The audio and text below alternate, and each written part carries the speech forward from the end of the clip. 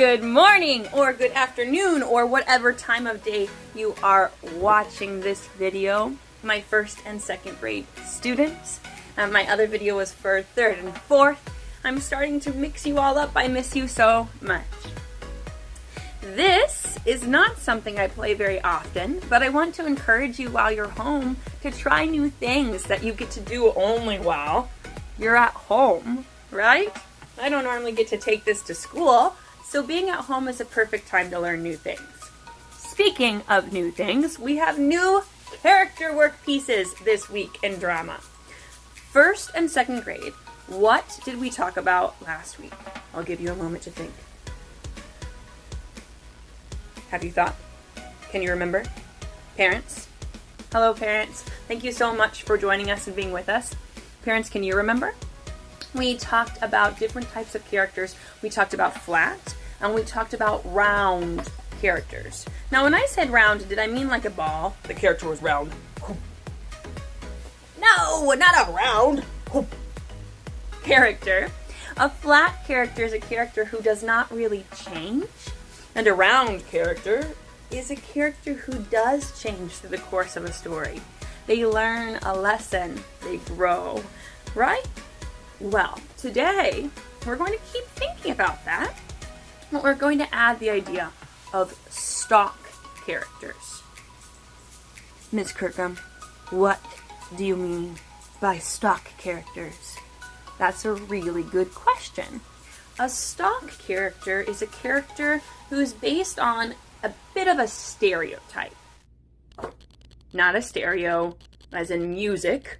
A stereotype is an idea or a judgment about someone based on their outside appearance.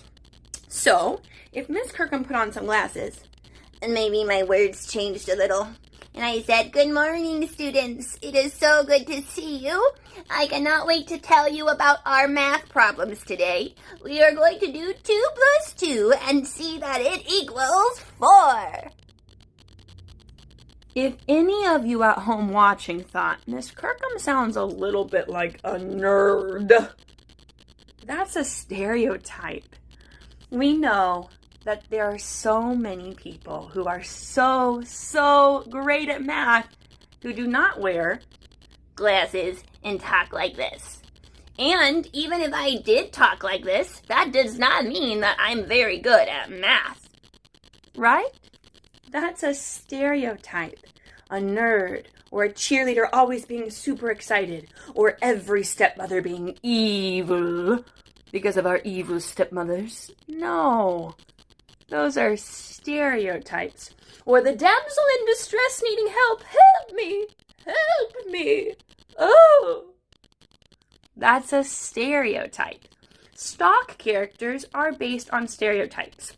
And they stay, for the most part through the story, very flat. They do not really change. So if it's the damsel in distress, she does not go from, "Save me," to,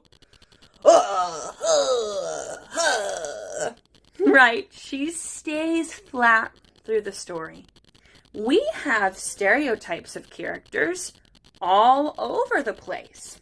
Today I'm going to read you a story, and I want you to think, when you see the picture, which of these characters, which of these mice, do you think has the better life? I know that's kind of a hard, tricky question. Which of these mice do you think has the better life? Or this one? I'm going to read you the story. Now, my pages are a little backwards, so you'll have to bear with me. The city mouse hadn't seen his country cousin in a long while, so he decided to pay a visit. "Welcome, welcome," said the country mouse when his cousin arrived. "How fine you look in your tailored suit. I do hope you pack something more comfortable, though. I'm afraid this barn that I live in gets dusty." "Indeed," said the city mouse, brushing a piece of straw from his sleeve. "How do you ever put up with all this dried grass?" "I like my home just as it is," replied the country mouse. "All this soft, warm straw makes it cozy. but you must be hungry after your trip. I've prepared a special meal." "Wonderful," said the City Mouse. "As a matter of fact, I am a bit hungry." The Country Mouse went to work setting the table. He brought out sunflower seeds, dandelion greens, an apple core, 2 walnut shells filled with fresh milk, and cornbread crumbs. He was especially proud of the cornbread crumbs because they were so hard to come by. He had to sneak into the farmhouse and risk being smacked with a broom. He hated when that happened. I would too. Ouch. But he wanted to impress his cousin with his fine food. The City Mouse wasn't impressed. In fact, he didn't care for the meal at all. "Oh, my poor cousin," said the City Mouse. "How can you live on such simple foods? You should come with me to the city.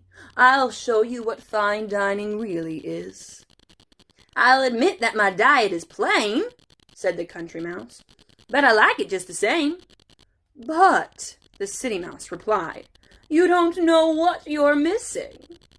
The 2 mice sat and talked for a while, and then it was time for bed.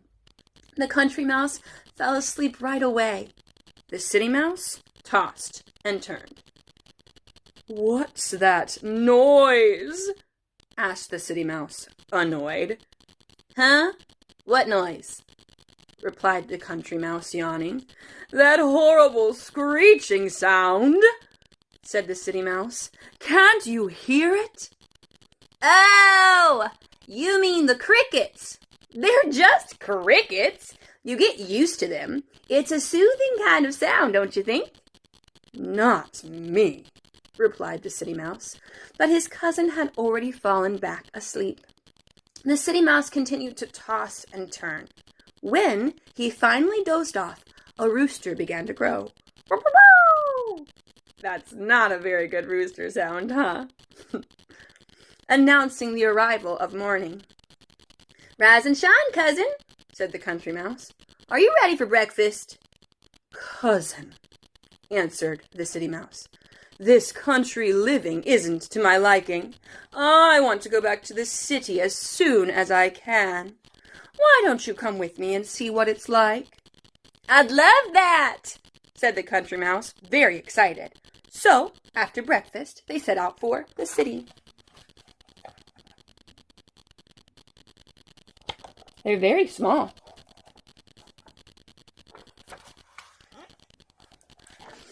They arrived late in the afternoon. The Country Mouse was impressed by the carpets and woodwork in his cousin's apartment. After resting a few minutes, they decided it was time for dinner. "What would you like to eat?" asked the mouse. "The city is full of fine restaurants. I know a good dumpster behind a seafood place, but you have to eat quickly because there are lots of cats around. Or perhaps we can pick up something on the street. Sometimes children drop their ice cream cones, or people toss away the ends of their hot dog buns." "Oh, ice cream? Hot dog buns? I don't know what you're talking about, but it all sounds so wonderful. Let's go out and explore." It was rush hour when the mice reached the street. People filled the sidewalks, and the traffic clogged the avenues. The mice darted between shoes, dashed around automobiles, and scurried along curbs. "Isn't this exciting?" said the City Mouse. I'm afraid I don't care much for it," replied the Country Mouse, as he was unstucking his leg from a wad of bubble gum on the sidewalk. "It's dangerous, and it smells bad." "What?" said the City Mouse, who couldn't hear over the noise from the passing bus. "I want to go back to your apartment," said the Country Mouse. When the mice returned to the apartment, a party was going on. There was a table set up with all kinds of cakes, fruits, and cheeses. "We're in luck," said the City Mouse. "As soon as the party's over, we'll feast on the leftovers." They hid for several hours until the last guest went home. "Now's our chance!" exclaimed the City Mouse, and he and his cousin climbed up the table to explore. The banquet The country mouse was fascinated by a huge piece of chocolate cake. He especially enjoyed munching on the sugar frosting rows. And he even found the candle to be tasty. Ugh. Next, he joined his cousin in discovering and devouring a bit of cheese. "This is really a treat," he said between bites. All at once, the door swung open, and a huge dog bounded into the dining room. It ran around the table, barking and yelping and causing quite a fuss. The two mice barely made a way back to their place safely. Out of breath and still shaking, the country mouse said to the city mouse, "Cousin, you may enjoy the fine food and the fast pace of the city, but I'd rather have my simple meals in peace and quiet." And saying that, the country mouse went home. Which mouse did you think looked like they had the better life? They both had a great life. The city mouse loved the city, the rush. And the country mouse loved the country. Now here's another stereotype. Miss Kirkham did kind of a silly voice for the country mouse. But people in the country don't really have to talk like that. And I did a certain type of talking for the city mouse. But people in the city don't talk like that either. And you know what? Some people, like Miss Kirkham, love some things from the city and a lot of things from the country too. Stereotypes. Seeing something on the outside and assuming that someone has to be a certain way. Or saying they're from the country and assuming they have to be a certain way. That they're from the city and, they can't know anything about anything country. In real life, we are round. We are characters that have way more complex, difficult things about us than that. But stereotypes, stock characters, are flat. They are what they see. This week, you are going to be given a scene from this. You are going to get the following lines. Okay? What's that noise from the city mouse? Huh? What noise? Country mouse. That horrible screeching sound. Can you hear it? City mouse. Oh, you mean the crickets. They're just crickets. You get used to them. It's a soothing kind of sound, don't you think? From the country mouse, and not me, from the city mouse. These lines you're going to be given, I'd like you to read through them. Try and use different expressions. Big expressions. How does each character feel when they say those lines? Think about it and act it out. You may show Miss Kirkham you've done this in 3 ways. Number 1, you can take a picture. Number 2, you can make a video.